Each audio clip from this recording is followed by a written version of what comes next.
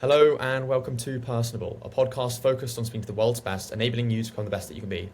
My name is Harvey Bracken-Smith, and today I'm honored to be joined by Jamil Qureshi. Jamil is one of the world's leading practitioners of performance-enhancing psychology and is an expert in high-performing teams. He's helped 6 people get to world number 1. In 2006, he was appointed as the first ever official global psychologist to the European Ryder Cup Team, and he's worked with 22 golfers inside the top 50 in the world, including 2 world number 1s. He's also worked successfully with 3 English Premiership football clubs and the 2009 Ashes winning cricketers and some of the best companies on the planet. I'm incredibly excited to speak to you today, Jamil. I wanted to get started by asking you, why is the work that you do important?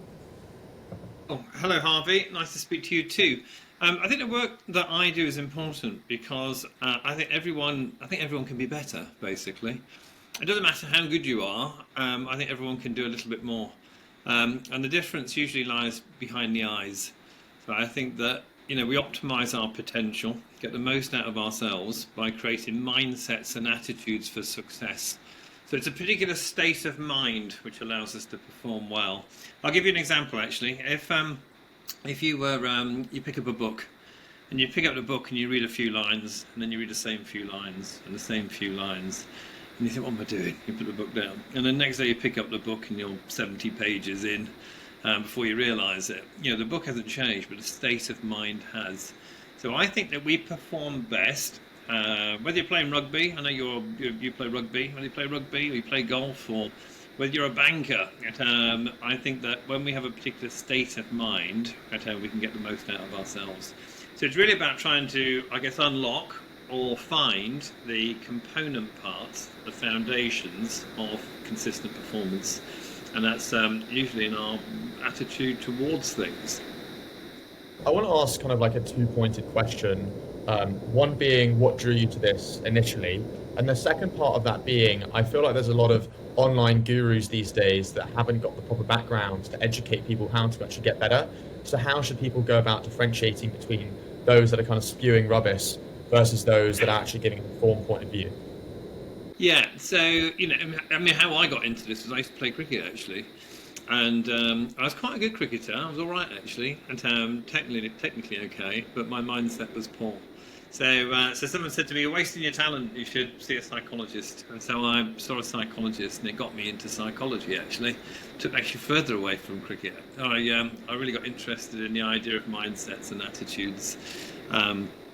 The ways in which we can think ourselves into doing things differently. In regard to trying to find something that works for you, it is an interesting one. There's lots of people, as you know, I do lots of speaking, and so I'm on the speaker circuit. And it's funny because sometimes people say, we've got a speaker coming in and he's an expert on high performance or leading teams, or, and you look at their background and you think, don't know whether they've led a team to high performance, or who they've worked with, and who actually improved. Having said that, because it's so subjective, because there isn't any real right or wrong in this, I think that you can find something in anyone. So if people are talking about ways in which we can think better, to do better, no matter where they come from or what their background is, if they're talking about a subject, you might find something in it. So it's like the saying, what's the saying about books? Is that books are like a mirror. If a fool looks in, a fool looks out. So, I can read a variety of sources on mindset and, not necessarily agree with all of it, and not even sure who the author or source is. But if it makes sense to you and it's something you can apply, and this is why, I steal a lot of my things from a variety of areas, really. I pick stuff that works for me, things that I can talk about or I believe in, or things that I've turned into practical and tangible success for myself. And so, what I'll do is I'll choose a few techniques from a variety of areas, mix them together and try and get something which hopefully works with people. But, I think that, don't be prescriptive, don't believe in, one area of psychology. I think read and see lots, observe lots, and you'll pick some things which, will be useful to you. Yeah, I think there's a big trend, particularly in 2025, of people that are at the top always wanting to improve. And there's two specific examples that I think about, one being college admissions, in which people try and get into the Ivy Leagues, Oxford and Cambridge in the UK and the US, in which these top applicants will do everything they can, and so oftentimes it's outsourcing to an external college admissions people, paying them money to help them. And similarly, there's this company called Amplify Me, which helps people to get into investment banks. And if you went back 10 or 20 years ago, many of these top individuals would have got into these banks or universities anyway. But there's this want to actually improve, and I think it's not always the thing itself. Whether they had the college admissions or had the trading program that gets them into the program, but it's the self-reflection that you talk about, the extra added-on thing that gets them there. Something else I was thinking about is when you went back to like Victorian times, many doctors, when they had a patient, they had to get their leg amputated or whatever it was, they'd want to purify the air. They thought that the air was bad, and so in order to get someone, less sick, they'd have to purify the air. But an unintended consequence of that was that much of the disinfectant would actually go onto the wounds of those that had been injured. And so I think with both of those examples, you have the unintended consequences being just by doing the thing. In your work, it's thinking critically about the work, whether a golfer trying to improve their shots or get more focus, or a business organization. The unintended consequences of doing that thing, even if they don't think it's important, is that they think critically about what they're doing. And then you have the added element of, if you're actually good at the thing that you do, then there can be even more outsized returns. Yes, I think that I think as with all of these things, I think you're right. I think that context is important. So if you are trying to make an improvement in an area, and all great achievements are a result of many small achievements. So you want to. It's about testing and learning, experimentation. When I've sat in front of some of the best sports people in the world, and it's very hard to say, just go and do this, you'll play better. It doesn't work like that. There has to be this, test and learn, this experimentation. Why don't we give this a go and see what it results in?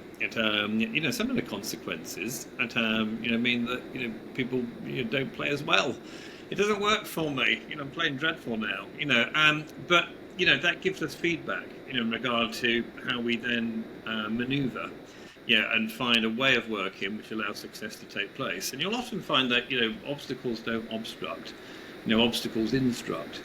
If we can do something and have a feedback loop, so we can experiment, test, learn, engage ourselves in self-reflection and personal introspection.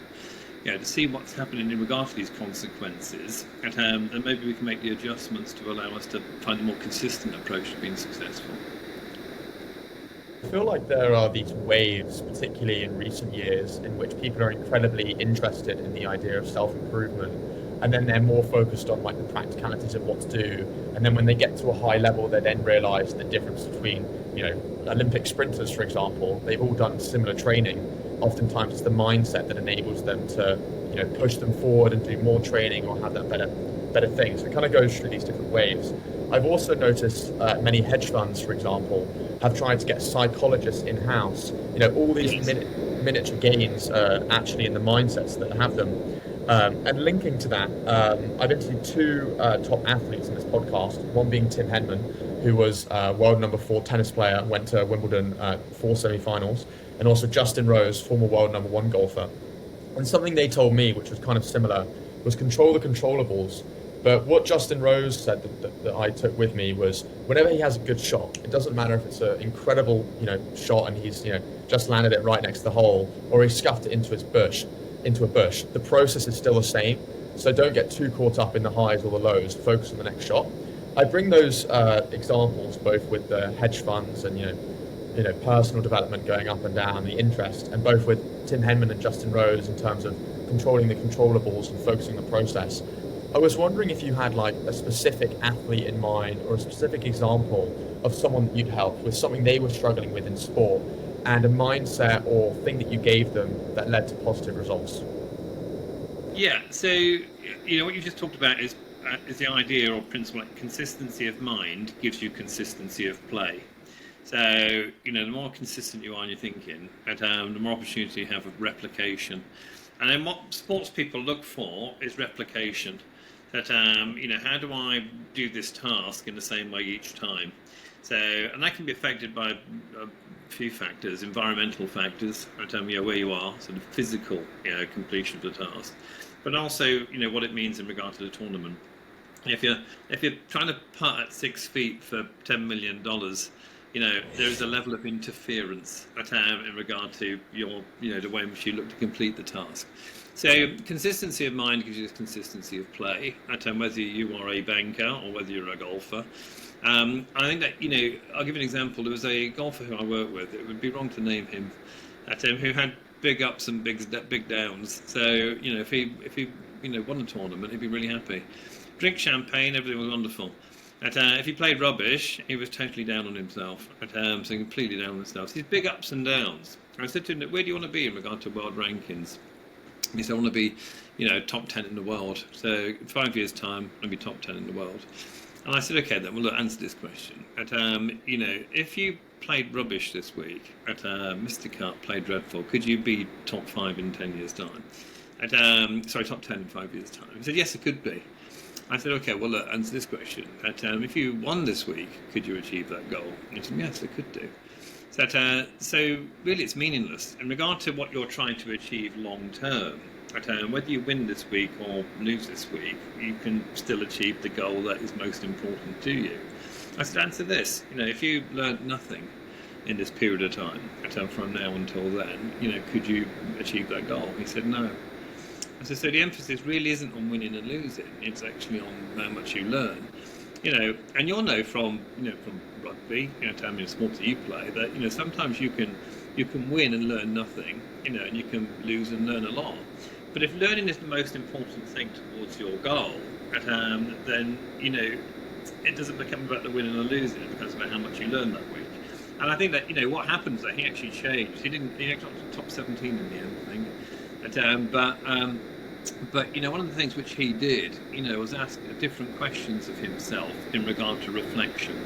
So instead of looking at the scores, instead of looking at the numbers, the stats, he would ask questions like, how much did I learn this year today? How much did I learn this week? What did I enjoy this week? What have I discovered? What surprised me this week? And these are great questions. So whether you are, looking at algorithms in front of a computer screen because you work in an office, and you make decisions based upon the judgment and data, that you have in front of you, we can still ask our questions. Ask the same questions. What surprised us this week? What have we discovered this week? What have we learned this week? What have we enjoyed this week? Which gives us an opportunity to understand, ourselves, but also gives us an opportunity to understand the world in which we're working. And, I think that success in sport and success in business sometimes isn't about knowing more, it's about knowing differently. Creating new perspectives. And if we can create new perspectives on the world in which we're inhabiting, then we can create new possibilities and new opportunities.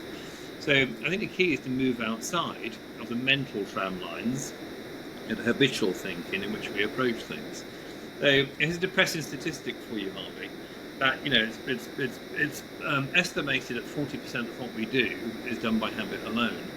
So when you do see someone in an office and they're, I don't know, writing something on a whiteboard, they're on a telephone call, they're in a meeting, you would almost half of what they'll be doing will be done for the sole reason they did it yesterday. And can you imagine the opportunity that we have in a world which is changing as fast as it is, to break our habitual thinking by 1%. So whilst our traditional competition continued to do 40%, if we did 39%, and simply question some of the things that we do on a Wednesday morning, so question some of the things that we do on a Friday afternoon, maybe we'd find a new way of committing to tasks or viewing tasks that give us the edge on the competition. I think something that I mentioned earlier in the podcast, these sort of waves of personal development, and as I've spent a lot more time actually speaking to the world's best, such as yourself, I think this is podcast like, of course, a podcast like 105, whatever it is now.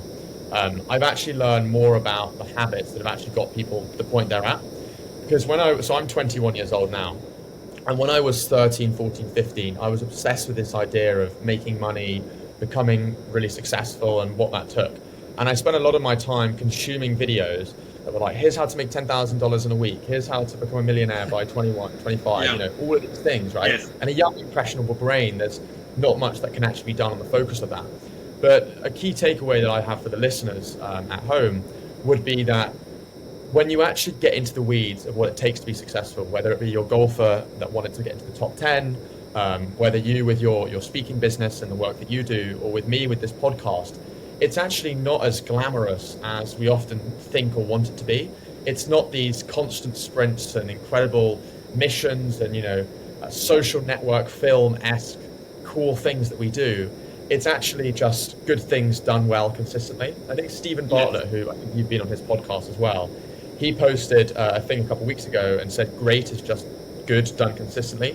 And the last little point I want to add to that is, and this is something I've talked about before, and please correct me if this is wrong, but they did a study where they took two sets of children's groups preparing for tests.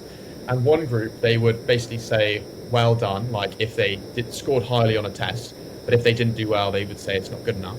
But then the other group, they would say, good effort. No matter what they did, good effort. And it was the good effort group that did better. And so it's actually links back to your point before on the emphasis on the process and simplistic things like just focusing on, did I learn this week? Did I improve?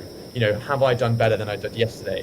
What is the rate at which I've got new knowledge? What is the rate at which I've, you know, changed these habits to get better than yesterday is actually much more important than the result, because you can't control the result, you can only control the input. Absolutely right. Yeah, totally agree with you. You know, and I think that this is why it's so important to praise activity more so than outcome, particularly at the moment. And when you think about it, and whether it be geopolitics, emerging technologies, yeah, the rate of change in which we're seeing in the world at the moment, and it's possible for you to make a good decision and have a bad outcome. You know, it's possible for you to make a bad decision and have a good outcome. You know, I work with leadership teams who have confused luck for genius. Bloody awful decision, turned out great. You know, so yeah, we can only really look at the intrinsic quality of our decision-making process. So what do we put into things? So once we start to praise activity, two things happen actually. Is that, and this is why you're absolutely right on, if you praise effort more so than outcome, you know, people stand more chance of being successful because they start to know who they are, not what they do. So, you know, if you praised a team for completing a task and said, well done, look, you've completed this is great news, wonderful, that motivation doesn't last long. So, you know, it's binary. You either achieve it or you don't. Whenever I used to work with a golfer and they'd win a big tournament, I say, how do you feel? And they go, I feel great. I feel amazing. Ask them a week later. Yeah, I feel all right. And I've got this tournament now. I want to win this one. And it's amazing how little or how long that motivation lasts, or that sense of achievement lasts. So, you know, you're almost better off saying to a team, you know, instead of saying well done for this task, you say your problem solving's been great in completion of this task. And you've done really well here because, you know, the way in which you've been resilient and the way in which you've come together, you know, to motivate each other. It's the same with children, by the way. You know, if there's anyone out there with children, don't praise the task, praise the activities. If your child does a good picture, instead of saying that's a good picture, say you've tried really hard, you've been incredibly creative, and they start to know who they are more so than what they do. But that motivation, that feeling of achievement and sense of well-being actually lasts longer. So, you know, I agree. I think that, you know, many of the people who, you know, I've seen achieve extraordinary things are ordinary people.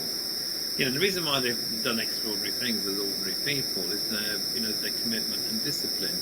Now, I've worked with lots of entrepreneurs before. People think entrepreneurs are really creative people. You know, I don't believe that's true, actually. You know, I've worked with entrepreneurs, you know, who are not creative in the slightest. They've got one idea, but they see it through relentlessly. Totally disciplined, totally committed, doing the small things that make a difference each day to edge themselves to victory. So, you know, I think that, I mean, look, I guess that success is different for different people, isn't it? But, you know, I definitely can't contradict what you've just said. I do think, what Stephen Bartlett said, you know, that I do think it is about small things done consistently well. discipline, commitment, dedication, to that end cause. I think that one of the things that I see in sport, in particular, I see it in business, but I see it in sport more, is people being purposeful. And this is the commitment to the things that make the difference, and being purposeful. And purpose is never achieved; it's attained on a daily basis. So, targets, objectives, goals, they make you successful, of course they will. But purpose is different. Purpose is a reason for being. Purpose is a reason to get out of bed in the morning. Which means that it's almost easier to commit to the things that make the difference, because you have a different type of passion and energy and engagement behind what you're seeking to achieve and create. Ask a more selfish question, and my girlfriend gets annoyed when I ask questions specifically about my podcast. She's like, people don't want to hear about that, and I'm like, well, it's my point of relating to people. And I've started to do this thing where I saw this girl doing it about a week ago, where she went on. So I taking a step back, I feel like I'm pretty good at posting on LinkedIn and podcasts, and I'm kind of focused on building audience there. But I'm terrible at creating short form content. Like, I don't know what it is specifically, but I just really don't like making short form content. Yeah. I don't like talking in front of the screen. Yeah. I'm not going to be able to answer this one for you, but go on. But no, it's not about the short form content. Don't worry. But a week ago, I saw a girl. She's called like RegFit or something like that. That's her username. And for 100 days, she posted on Instagram, and it didn't matter if she said something wrong or she paused, or it wasn't this basically perfect video.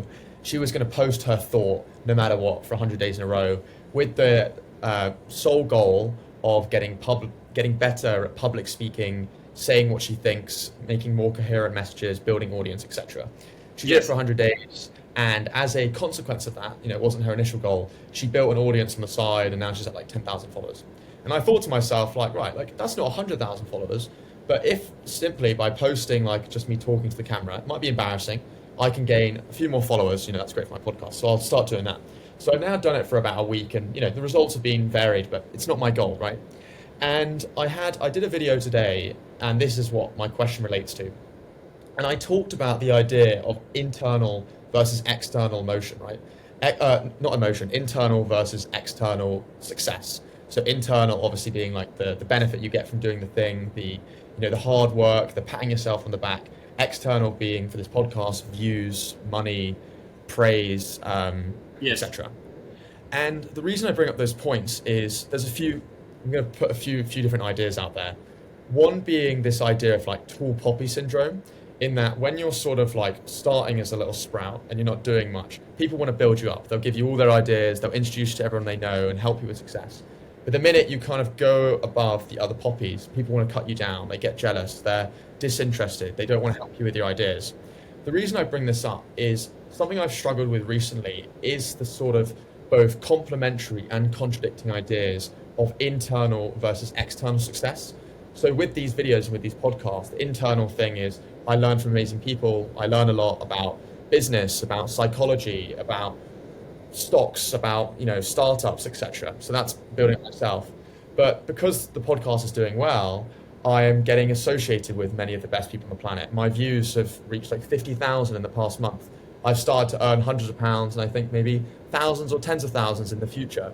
And so these ideas sort of contradict with each other, because it's like I started off by doing this for myself and I get that benefit anyway, and people weren't interested in it. But as it's become more successful, people are, the people that wanted to help me now don't want to help me, or the people that weren't interested are now interested.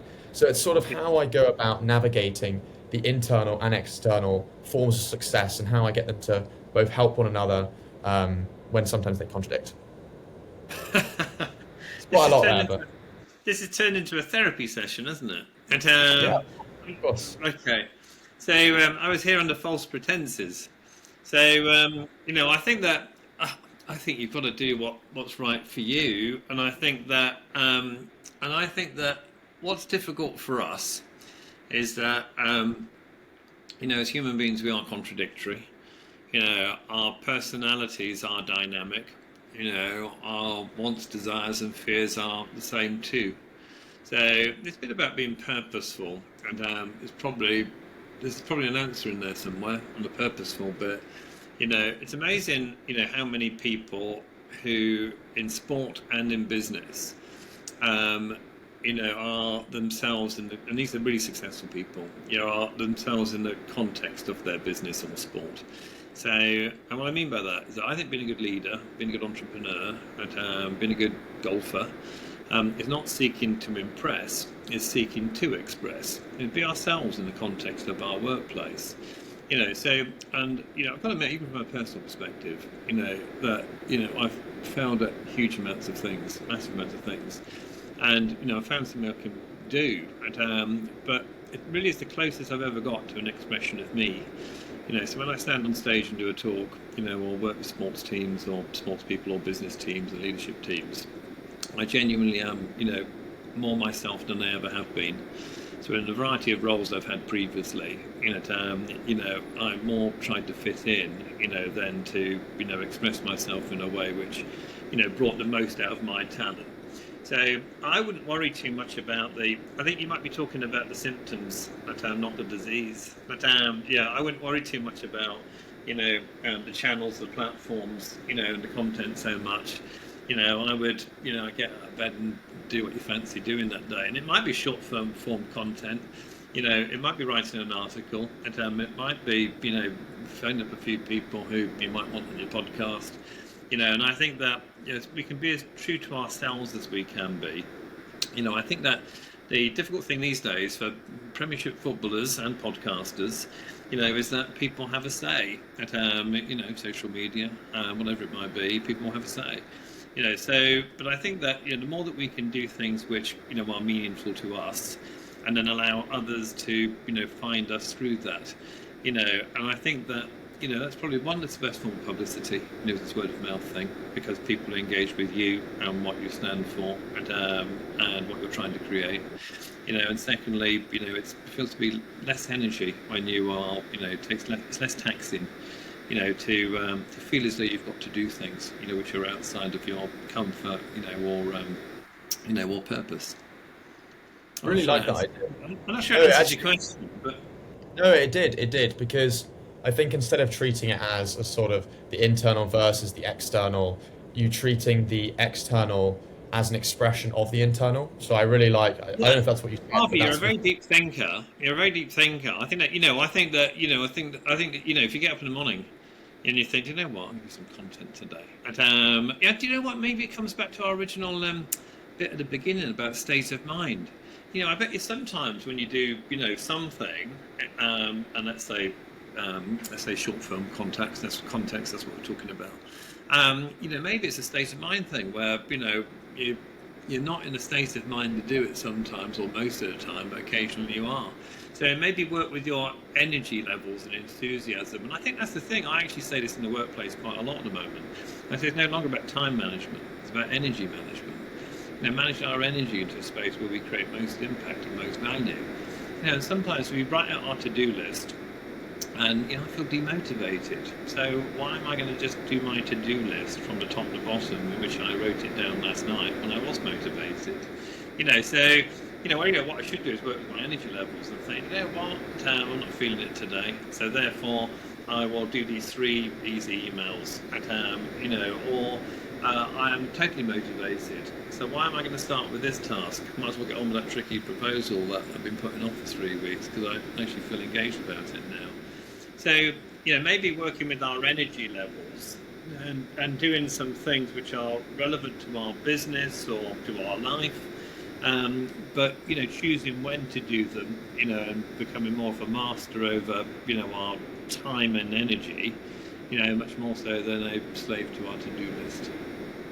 Part of the, aside from my own personal interests, I actually asked that prior question because I wanted to link it to you. And that being that you came up with this initial idea of what you wanted to do with the achievement of your work. I mean, even going back to the first question of the podcast in which I asked, why is the work that you do important to you? I want to ask now how you've changed your mindset, how you look at yourself in the mirror every morning, the stories you tell yourself from having had the initial idea of what you wanted to go out and achieve versus now having coached people that have won the Ashes, that have won golf tournaments. I mean, 22 of the top 50 in the world is incredible. World champions, how that sort of evolution has happened in your own mind, particularly as you're often focused on your clients instead of yourself. And then adjacent to that, when you've achieved extraordinary success by coaching those people, what's encouraged you to keep going? Okay, and I think this is where you and I have quite a bit in common, actually.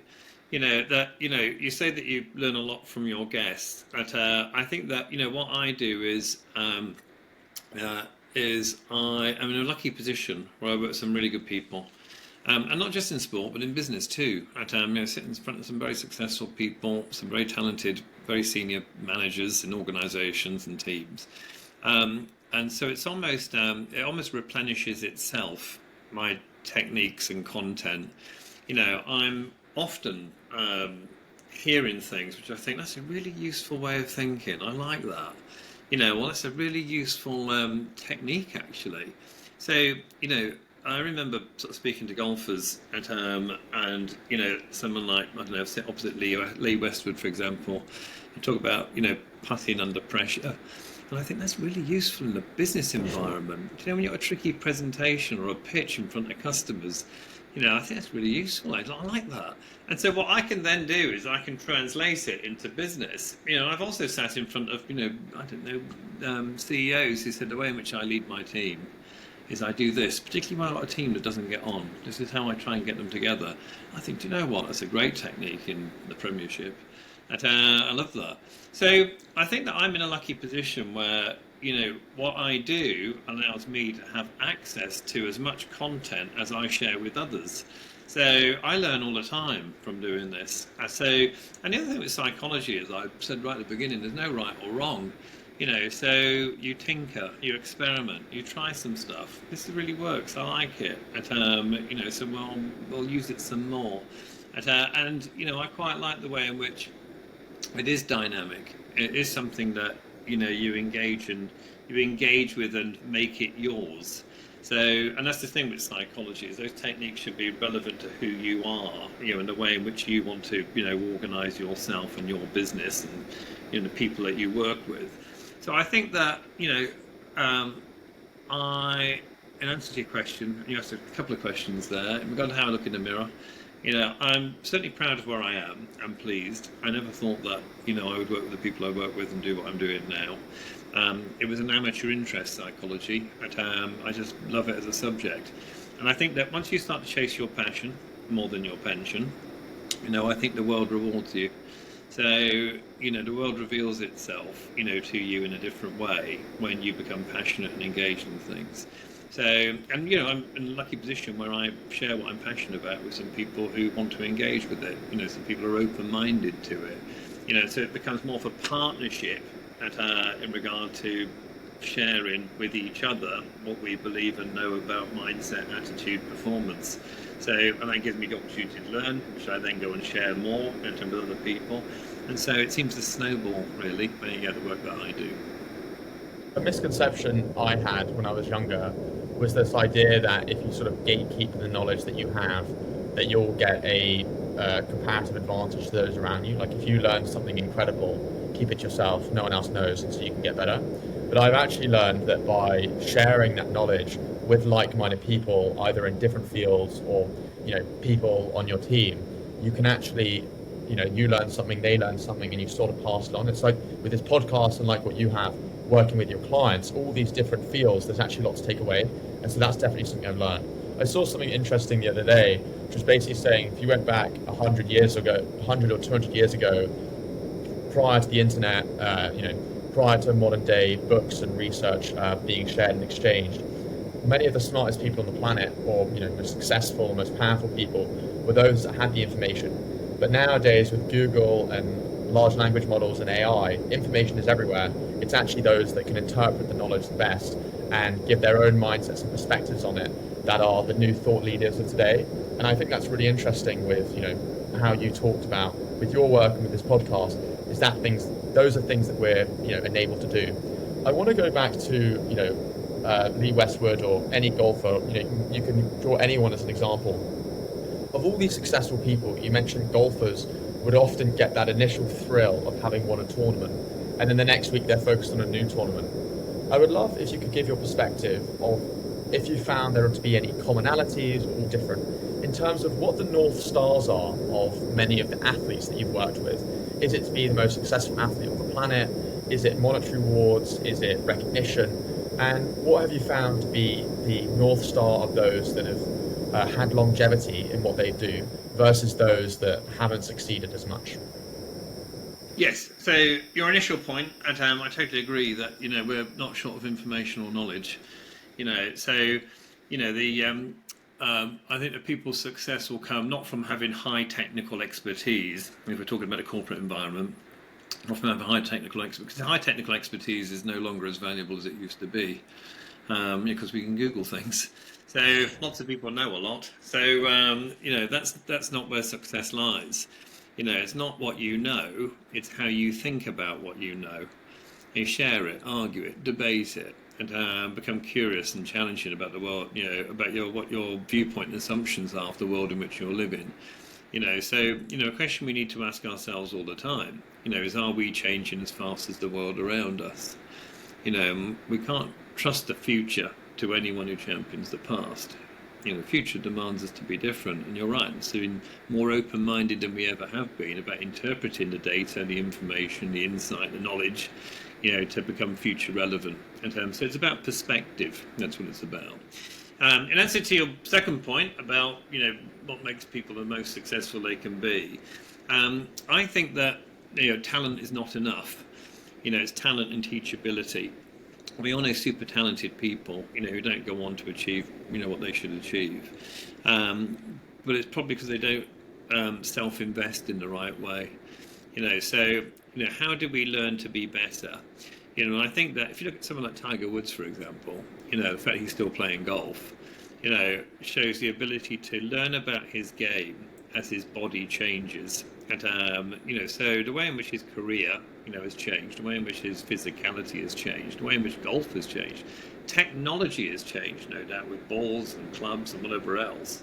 But the ability to turn up, and still perform and play is based on his ability to be open-minded, and critical, and indulge in a level of experimentation and learning, which gets the most out of his time at game at any given time.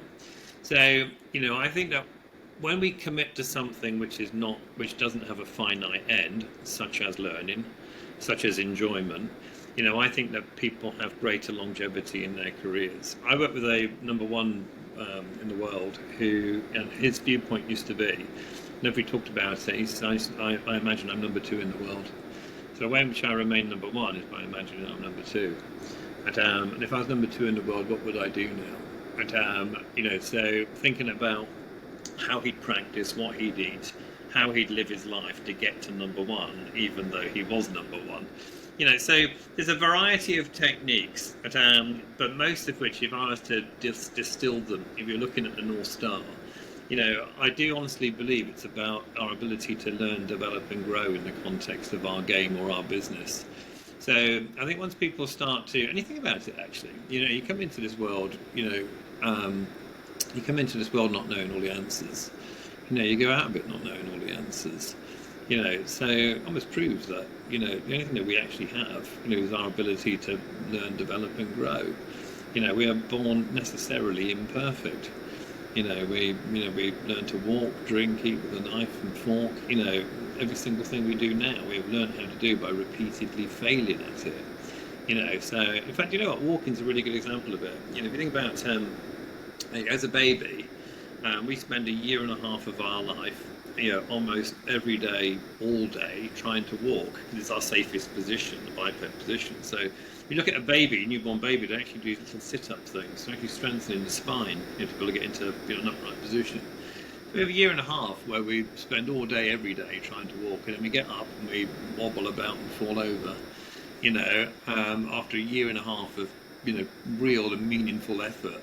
And I think that, why is that any different to what we should be doing throughout all of our lives? Which is committing to learning in a way with that level of dedication and enjoyment. Because don't forget, whenever babies and children try to learn something, they'll have fun when they fall down on their bum. Have fun when they, try to keep a ball up on the bat and can't do it. And I think that commitment to play, that commitment to learn, that commitment to be open-minded about how we can experiment with a variety of tasks to become better at them, I think is incredibly stimulating. In fact, you know what? It's suggested. I'm not sure how true it is, but I believe it to be true. And it is suggested. I've had a few people in a few conversations that we learn most between the ages of 1 and 3 in our entire lifetimes. I wouldn't be surprised if that's accurate, to be honest. And if you think about like a 1 to 3-year-old, what do? Play all day. That's what they do. Play all day. Whenever I used to work with golfers at I see a golfer come out of the clubhouse or wherever, at the locker room, and say, "Where are you going?" And say, "Oh, I'm going to do some work." So he went to the driving range to do some work, hit some balls. No one ever said, "I'm going to do some play." I'm going to hit some balls and see what happens. No one ever said that. I'm going to do some work. And work suggests toil, hardship. It's all this labour. Play is something that we, enjoy and feel free doing. And I think that, maybe, I don't know whether you get away with it. If you're talking in a bank about, I'm going to do some play. Not sure risk and compliance and governance. Yeah, with all the money. But you know what I mean. I think that maybe we should indulge in a level of experimentation, and understanding ourselves in a different context, maybe just to take us outside, the things that hold us in place. Yeah, quite a few different ideas there, and I want to hit all of them and then bring into the next question.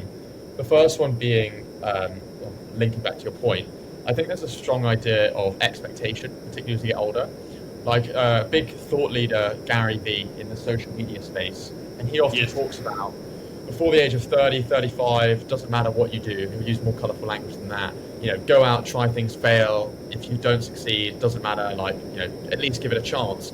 But I feel like with age, as human beings, we've associated, when you get to 30, 40, 50, when you're leaving high school and enter university, or leave university and start a job, there's an expectation and an idea associated with someone of what they should be like. If you become the CEO of Goldman Sachs or become the best golf player in the world, there's an expectation that you won't make mistakes. There's an expectation that you won't do anything morally wrong. And I think this actually links back to a podcast I did a couple of weeks ago with a college basketball player at Duke, and Duke's very well known for college basketball, in which he said that oftentimes people get too caught up in the idea of him instead of meeting the person themselves. And so I say that's a strong thing that we need to focus on, is at the end of the day, we're all humans, we're all capable of making mistakes, but instead of letting that restrict us, use it as a means of liberation to say that we can go out and explore. That links to my next point in terms of my own rugby, which you brought up. So my two cousins they play for Saracens. One of them won the Under-20s World Cup. My younger brother played for Ireland last summer. I'm not trying to be a professional rugby player, but I still like playing it. And I was in my lower teams all throughout high school. In my senior year, I call senior year now like Americans, I got up to the second team, and then I got into the 8s for 7s in the end. And without naming names, I remember my coaches at Eton were so restrictive. It was like any mistake I ever made, it was like, "Don't do that, Harvey, that's awful, you've led to this, you've led to this." And I just had this mindset of, don't try anything, don't screw up, or you're going to fail. And then I took a gap year between Eton and Duke, and I didn't play rugby at all. I focused on fitness, I had fun, I did it. Then I came to America, and everyone's telling me that America, it's so easy, it doesn't matter. Obviously, it's not that easy, it's still hard. But I went in with a mindset of just having fun and trying things. And then I helped to take a team from 200th in the country to 3rd because of this playful nature enabled me to become the best. And so I think having that playful nature and openness to trying things and being we're probably going to lose if we don't try things, and that openness to failure is, I think, what enables you to do great things. I have more points, but I'll let you respond to that because I don't want to throw too much at you. I think sports people know this better than business people. Failure is part payment towards success. So the price of success is always paid in full and in advance. You don't become number one in the world and start losing. It doesn't work like that. You can almost say now, to be more successful, you need to double your rate of failure. As long as you see failure as, a outcome which allows you a good learning opportunity. And I think that success and failure, unfortunately, become attitudes, when they really should be equal outcomes to learn from. Your rugby coaches, unfortunately, I'm not sure how much I rate them, and because they're Oh, telling you not to make mistakes. I worked with Nicolas Anelka, who is before your time, but he was a striker for Chelsea and for France. And he used to say, you as a footballer, you need to make a decision, and you either choose to play for the cheers, or you play to avoid the boos. And so to play for the cheers is to take on a player, take on another player, and then lose the ball, because you thought you might well score. And play to avoid the boos is just don't make any mistakes. And I remember when I worked in the Premiership, there were some players, and you'd say, "Oh, did so and so play on Saturday?" And they said, "Yeah, he played all 90 minutes." "Did he really?" "Yeah, he did." I think, I can't remember him playing. I mean, I sat there and watched the game. I can't remember him playing. And the reason why is he didn't do anything. And he did enough. He did what he should do. And that was it. We ticked the boxes. And so it was a safe game. And didn't make any mistakes. And played to avoid the boos. But how do you become extraordinary? You become extraordinary by playing for the cheers. The majority of the time, it won't work.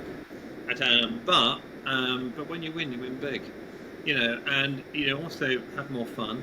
And you learn more about yourself, and you get a chance to test your talent.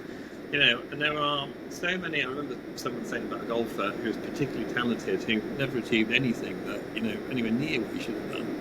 And I remember Retief Goosen, a South African golfer, saying to me, he said about this player, he said, "Look," he said, "it's a monkey driving a Ferrari," which meant that his swing was amazing, incredible technical talent, but couldn't use the talent because he didn't have the mindset for performance, and he didn't think about things in a way which allowed him to make the most of what he had. It was restricted. And I think that what we need to do is to understand that to throw ourselves around the corners at speed is probably where success will lie, because we'll find out so much more about ourselves, but also the world in which we're working or playing. I was listening to or was watching a Netflix show last night. It's called Starting Five on Netflix, and I was watching season 2, and it basically follows like 5 of the best leading players within NBA teams. And as you know, in basketball, there's only 5 players in a team. But if you're looking at like the Los Angeles Lakers, for example, their main guy is LeBron James. You go to each of the teams, there's kind of like a main man, a franchise player is what they often call them, who kind of represents that team. And there's a guy, they call him SGA. I don't know if I'm going to say his name right. It's Shai Gilgeous Alexander. Definitely butchered that. But he was both they both won the NBA last year, and he was the MVP. And I saw an NBA analyst, describing him on the show, and he was saying that when you're playing basketball and they have the star of the team, there's 2 ways in which you can, the other players in that team can associate with them. Either, option A, the big man, the best player on the team, enables them to play how they want to play, enables them to take shots, to get passes, to trust and play their game. Or option B, the big man, the best player on the team, restricts their play. They say, "Hey, I'm the best player on the team. You better pass me the ball every time. Don't take shots. Don't make mistakes. Listen to me." And restricts their game, but they're not allowed to do things because they're not the best player on the team. And he was saying that SGA always did option A. He represented himself as, it was all about whether the team wins and not whether he wins. He'll make that pass even though he could go for glory. And even though I'm not a big basketball guy, and clearly not even getting his name right, I think that's a really important point, because in basketball, there's such a great example of players with egos and the latest fashion sense and $1 million cars and mansions and stuff. It's all about who's the attention, who's the spotlight on. It's like the Hollywood of sport, right? But this player, his main focus is on the betterment of the team, and that's shown with his team going about winning the NBA last year. And I thought that was a great example of someone that enables instead of restricts the people around him. Yeah, I think the best players are winners that create other winners. And I think that there's just something about them. I worked at my first Premiership football team I worked with was Bolton Wanderers, whenever 2007, a very long time ago. And Gary Speed was that in the team, and he was just someone who, who people look to, people. There was a vibe, an energy, that there was something which enabled him, to be in the team, and you knew that you were a better team because he was in it.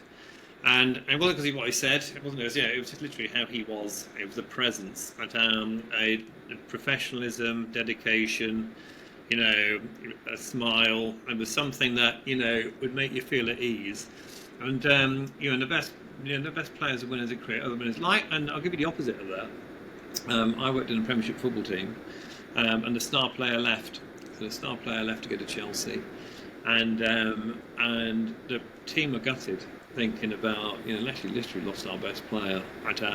And so I did something where I got the team together, and I had a chalkboard at the time. It wasn't even a whiteboard, chalkboard, and I wrote his name at the top, and put pros and cons.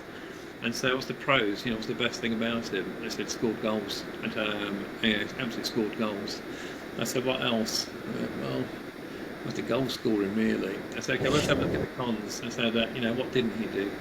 And I said, wasn't a great team player, didn't communicate well, didn't track back, didn't stop the diagonals, didn't train hard. And the list of cons was amazing. Someone actually said in the room, so he wasn't that good actually, was he? He's by far the best player in the team, and it's amazing actually, because although he was the best player in the team, and when you look at what he gave the team one thing. When you look at what he didn't give the team, it was significant, but it was almost overshadowed by the fact that he completed upon his task really well. But when you look at a team and what's required in a team to become successful, then it's a different matter. So you've got a difference between the individual, which creates a group, or the individual who plays into others well, which creates a team. And I think that some of the best teams I've ever worked with in my entire life, don't have a strong leader. It's quite surprising. The best teams I've worked with, are a team of leaders. They lead each other. They communicate well. They commit well. They coach. I think peer anything works. By the way, Harvey. So peer recognition, peer challenge, peer coaching. For us to come together and be in a team which allows us to make others better and them to make us better, is a strong place to be. You get exposure to many of the most incredible people on the planet, but something I'm cognizant of is when you start off working with a new team or new player, there might be, correct me if I'm wrong, but I would make a presumption that there's a lot of similar questions or initial ideas that you have to ask these people, and then you go about building them on over time. And even when you go and speak at a conference or go and speak to a company, there's these big ideas of failure or of success or team building or high pressure moments, which sure have strong elements of relatability, and you might enjoy talking about them. But there's a repetitive nature about that. These are the sort of issues that everyone faces. And so for me, for example, I both like to build upon the strong building blocks, but also get into the more niche, interesting and advanced ideas. I wanted to ask you, what is a question that you're not often asked enough, both in business and in your own personal life around the work that you do, that you think could provide benefit to the listeners of this podcast? Wow, that's a really, really good question. What am I not asked enough? And what would you like to drink?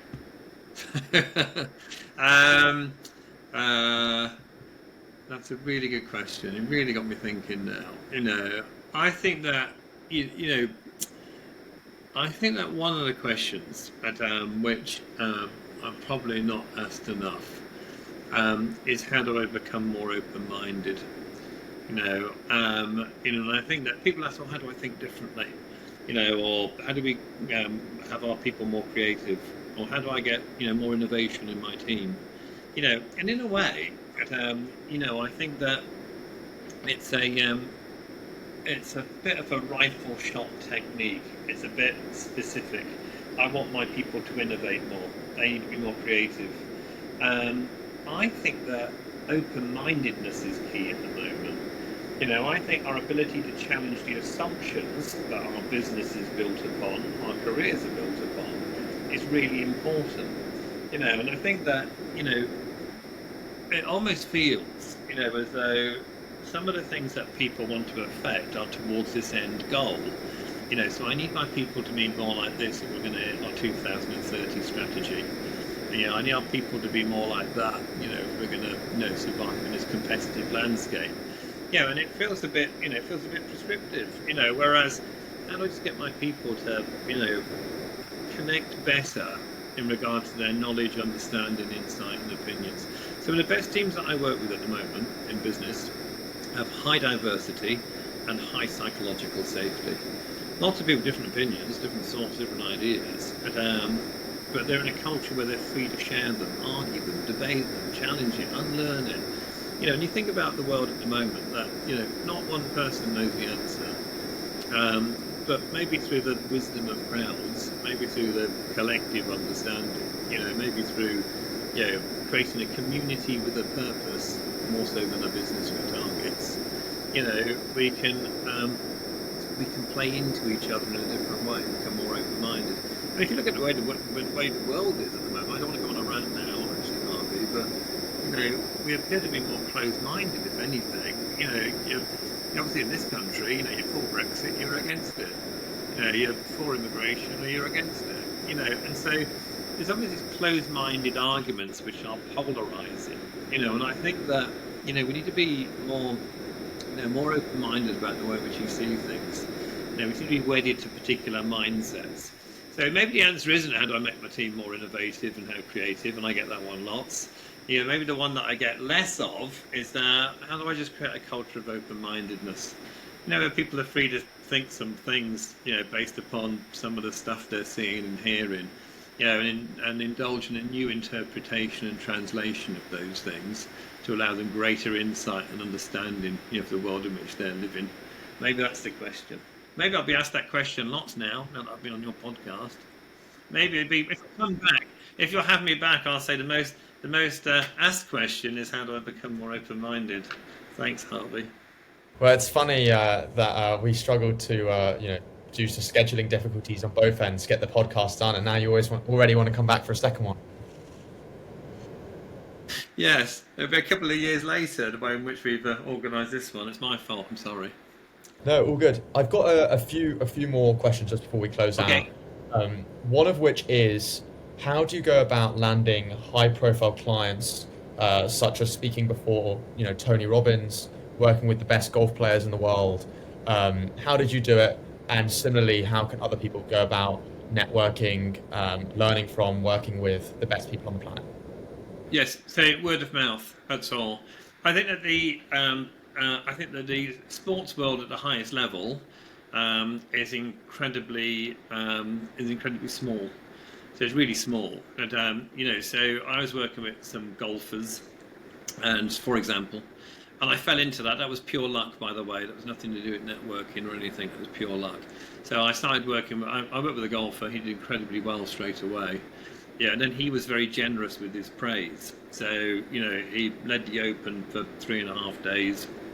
After having a really bad spell, then he lost to Ernie Els on the final day, and then he was incredibly generous with his praise, saying that I had helped him, and in the interviews, and then other golfers came to see me, and then they just did very well.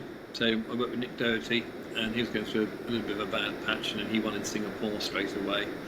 And then Stevie Webster, who was going through a bit of a bad patch, he won in Italy straight away. Bang! Look at that. Huh?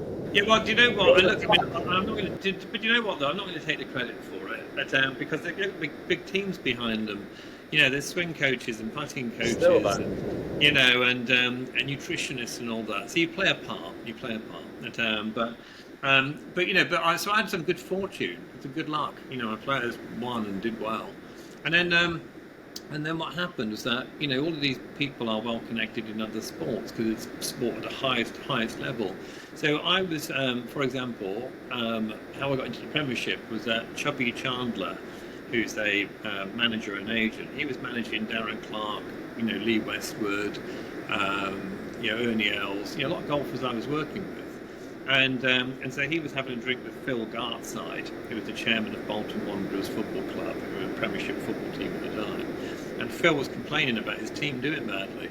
So Chubby said, "Get this guy in. He's working with my golfers." And so and then Chubby Chandler was managing Michael Vaughan and Freddie Flintoff. So in regard to cricket, football, golf, at the highest level, it's all connected. So you don't do a lot of networking, and you don't do a lot of, sales, and I think the only thing that I'll call out on that is that, get your results. If you're getting outcomes, people find out about you. So, most important thing to focus upon, is doing what you say you're going to do. And I think that reliability, keeping promises, is really important. So, if the value in you is that you make other people better, then make other people better. And it almost is that simple. I think that I've always said that actually. Is that if you set up a good anything, you'll do really well. Set up a good estate agents. Set up a good recruitment company. Be a good performance coach. So. And again, it probably comes back to your point, actually, isn't it, about those sort of doing the small things well, being disciplined, being committed, doing your best to know as much as you should, and organise yourself in a way which gets the best results for others. And I think if you help enough people get what they want, you in turn get what you want. So by being, creating value for others, you become valuable. So, I think what I did was I dedicated a lot of time, a lot of energy, into doing what I said I would do, which was allow people to, maximise their potential. Yeah, and when they start winning tournaments and doing what they should be doing, and, then they praise you and tell others. So I think there's no substitute for word of mouth. In fact, a lot of my speaking gigs, a lot of them come from word of mouth. So I'll do a talk for an hour to 300 salespeople or whoever it might be, and an all-staff conference. And really what you want to happen is for 2 or 3 people to go off and tell their partners that, they've got a great speaker in today and you should get them into your business. So I think that, word of mouth is key, and I think that we don't necessarily need to be proactively networking. You need to be doing just a great job, and then people find out about you. My 3 final short questions. First of which being, if I was to ask someone in 100 years' time, what would you want? How would you want to be described, and what would you want your legacy to be? Okay, but I think that's. I never really think about these things. But maybe I should. But I should lie down and tell you all about it. And so, I think that. I get huge. I get huge enthusiasm and engagement from helping other people. So when people, I'm quite transactional. I'm very shallow. Deep down, I'm quite a shallow guy, Harvey. I think that when people pat you on the back and say that was brilliant. So whether you've done a great talk, whether you've given someone a technique and that they've gone and used, become a better sports person or a better CEO, whatever it might be, and they said, you know what, that was really good. That's what I love. And so I actually really like the transactional element of doing something and the immediate feedback. And an audience clapping, and saying that was really good. That's really changed my mind. It's made me think about things differently. I'm going to use that. That's going to really work for me. So I think that because that is my driving force, I would love for people to say he helped a lot of people and he made people better. And sometimes you get these lovely emails about, you did a talk at my conference, and I know it was only 45 minutes, but you've changed my life. So you get one of those once a week, and I think that, and that's, I live for those. So I think that, if I understood what people did and helped them to do it better, then I would be happy with that as a career. I appreciate your honesty with the transactional thing, because that's often something that most people wouldn't want to share. Either that's either a point for your honesty or a point for me getting you to open up. We'll let the listeners decide what it is. And we can share the points. My penultimate question is, and you can look at any time frame you like, what's next for you?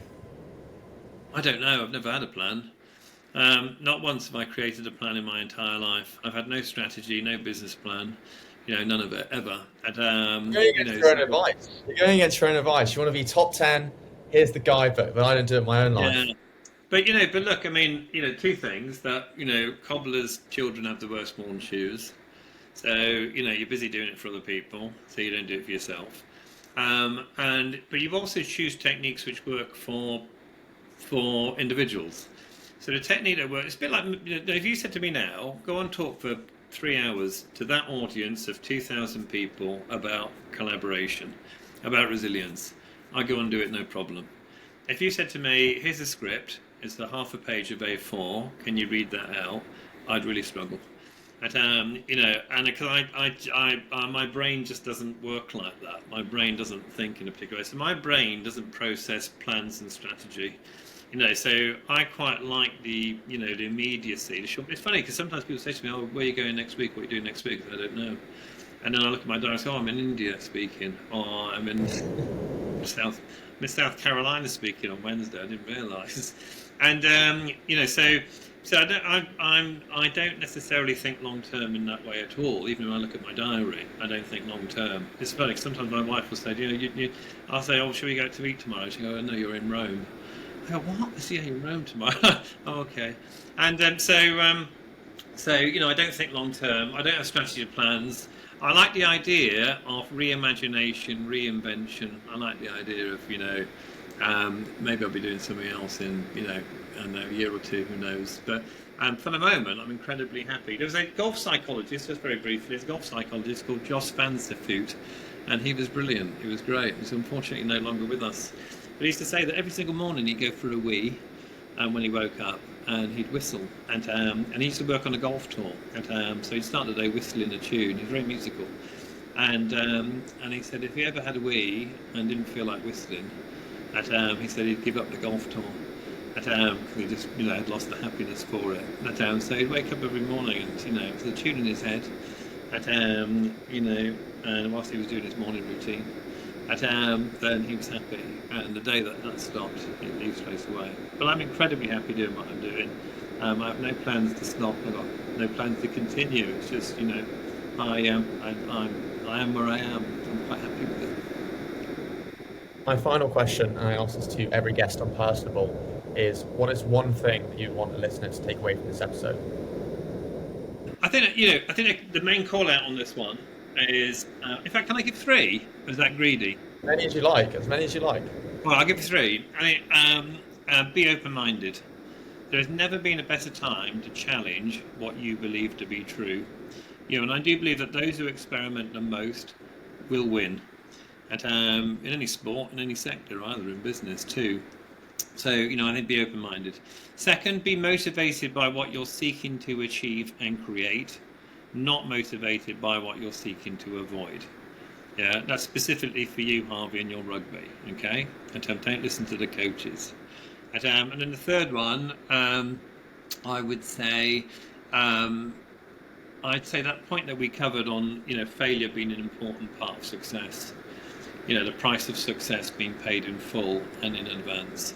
So, let's indulge ourselves in more honourable failure. And let's try some stuff and see what happens. So, there's a chance for you to do that almost on a daily basis, for testing ourselves in a different way. You might be just going into a meeting and saying, "Do you know what, I'm going to be a bit braver in this meeting. I'm going to be a bit more curious. I'm going to ask these sort of questions."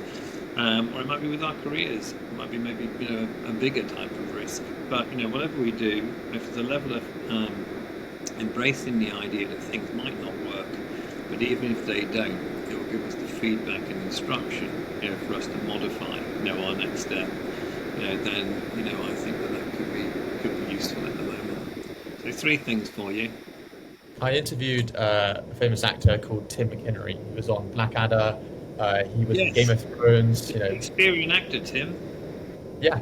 So I interviewed him, and he actually said that he was more of an introvert. I was like, "What do you mean you're more of an introvert?" He was like, "Yeah, I don't often like being out and about. But what I'll do at a dinner party is I'll pretend I'm someone else. I'll pretend I'm someone that's extroverted and loud and like storytelling."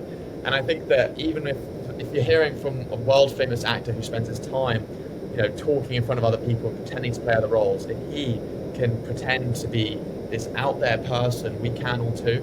And I think that it's not about, as he does in the extreme, pretending you're like someone else, but having the little notion of, I'm going to be more determined, I'm going to be more bold. Even those little things in those important moments, such as a business meeting or making that final putt for $10 million, I think those mindset shifts are very imperative. When I was going to interview you, I can sometimes be a bit precautious of interviewing speakers. I mean, Stephen Bartlett has completely gone down the route of wanting to interview like speakers and health experts and stuff like that. And maybe in time I will as well. But I think there's something against interviewing speakers is that you get the same sort of advice. So without naming names, I interviewed or I spoke to another person that was a speaker, and he'd have his same sort of, typical things that he'd say, improve on this, don't let this get the better of you, blah, blah, blah, blah, blah. Like every podcast he did, he'd say the same things. And as I aim to do, I aim to ask him questions that he hadn't previously been asked before, that he couldn't answer. Stunned, he just had nothing to say. And I would say that you're the complete antithesis of that. I appreciate your adaptability. I appreciate your willingness to speak about new things that you hadn't previously spoken about or you don't speak about enough. I liked your notion of seeking to express rather than impress, always aiming to do a good job, increase your rate of failure, learning from the best, and taking it into your own life. And your three closing things of being open-minded, being motivated to seek to create, and lastly, increasing your amount of honourable failure. I feel like I've learned a lot, my listeners have learned a lot. Thank you so much for coming on, and we'll definitely have you on again in the future. HBS, you've been a star. Thank you so much for your time. I really appreciate it. I'm glad we finally got together. No, of course. Hopefully in person. If you're, in South Carolina, I'm in North Carolina when I'm not in Sydney. So, maybe I'll see you. We'll meet somewhere, I'm sure. Thank you so much.